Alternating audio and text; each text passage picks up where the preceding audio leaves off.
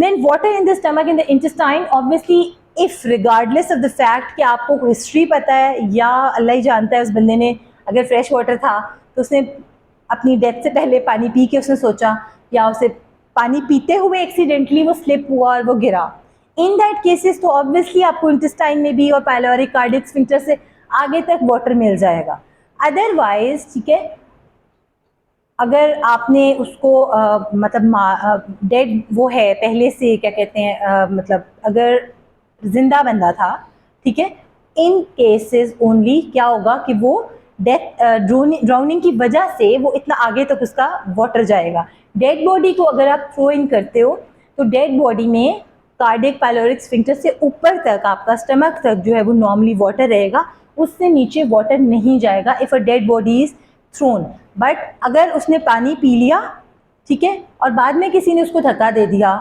धक्का भी नहीं दिया, मार दिया, सॉरी धक्का तो नहीं देखे, वो तो फिर एंटीमॉर्टम ड्राउनिंग है, बाद में किसी ने उसको किसी भी तरह मारा और डेड बॉडी को फेंक दिया, इन दैट केसेस वो आपको मिल जाएगा ना वही वाला पानी, तो वो फिर ज़रा कॉम्प्लिकेटेड हो जाएगी। लेकिन अभी हम सिचुएशन को नॉर्मल रखते हैं, तो हम ये देखते हैं कि in case of antemortem drowning हमें एंड तक वाटर मिल सकता है, ठीक है, up to intestine, but in case of postmortem drowning हमें ऊपर तक वाटर मिलेगा बिकॉज, लेकिन क्या होगा जब पुट्रिफेक्शन होगी, स्फिंक्टर्स ने लूज हो जाना है और फिर आपको ये वाली फाइंडिंग्स जो हैं ये भी आपको उस तरह से नहीं मिल सकती। So stomach contains water which can be swallowed during the struggle for life.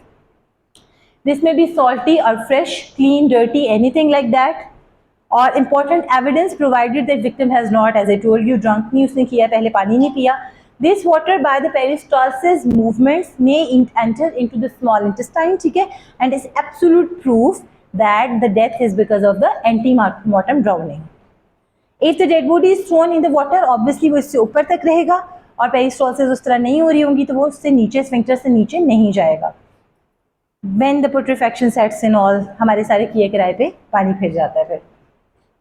उसके बाद जो सबसे इंपॉर्टेंट टेस्ट है that is the significance of the diatoms in the drowning, because if हम बार बार कह रहे हैं कि हम ये भी कर लेंगे ये भी कर लेंगे, बट अगर पुट्रिफेक्शन हो गई तो हम तो फिर यूजलेस हो गए। But this is the one only thing जो आपको पुट्रिफेक्शन के दिनों में, जब पुट्रिफेक्शन हो भी गई है, but this test helps you out because diatoms resist putrefaction, तो they remain present provided the fact that the water in which the person drowned has this diatoms, ठीक है, उनमें ये एल्गी जो सिलिकॉन बेस्ड एल्गी है वो present है उनमें, बिकॉज सम पूल्स हैं अगर वहाँ पे इस तरह से ड्राउनिंग हुई है, वहाँ पे तो रोज क्लोरीन भी जा रही है, सब कुछ जा रहा है, तो मोस्टली ये प्रेजेंट ही नहीं होते। सो अगर प्रेजेंट हैं तो ये ऑब्वियसली आपको एंड तक बताएंगे, इवन चाहे पुट्रिफेक्शन भी है या तो फिर वो उस वाटर में प्रेजेंट नहीं होंगे, ठीक है। सो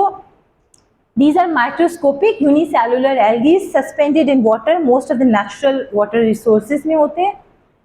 They have a silicon cell wall which resists acid digestion, heat and putrefaction. That is why जो हम डायटोम टेस्ट करते हैं उसमें हम एसिड डाल के इनको सेपरेट आउट करते हैं, बट एसिड्स को भी रेजिस्ट करते हैं और हीट को भी रेजिस्ट करते हैं और पुट्रिफेक्शन को भी रेजिस्ट करते हैं। Average size is 10 micron to 80 micron. They live free और unite to form the colonies, और उस तरह से ये मिल जाते हैं, इन पे शॉर्ट नोट आ जाता है, that is why they are important. इस तरह से इनका साइकिल होता है, ठीक है, इस तरह से ये जाके स्पेसिफिक प्लेसेस के अंदर बॉडी में रहते हैं। Only the living person with circulation जिसकी चल रही हो can transport the diatom from the lungs to the tissues and where they can be detected from microscope. अब इसमें भी इंपॉर्टेंट बात वही है कि कुछ विसरास अप टू लिवर जो है ना, ये इवन आपकी थोड़ी देर की सर्कुलेशन तो चल रही होती है ना, तो डेड जो है वो आपको मिल सकते हैं इवन डेड बॉडी में, लेकिन if a living person is thrown inside they can be there up to brain, और जो आपकी बोन्स होती हैं उनमें भी जाके डिपॉजिट्स हो सकते हैं, बिकॉज जब आप डायटोम टेस्ट करते हो ना तो आप जो फ्लैट बोन्स हैं, मोस्टली फीमर या स्टर्नम, फ्लैट बोन तो नहीं है फीमर, लेकिन फीमर या स्टर्नम में से आप लेते हो सैंपल, और वो आपका बड़ा एग्जैक्ट होता है कि यहाँ तक अगर चला गया ना डायटोम तो it means a person was alive. Similarly brain में भी अगर आपको डायटोम मिलते हैं तो भी आपको होता है कि person was alive when he और शी वॉज थ्रोन इनसाइड, ठीक है।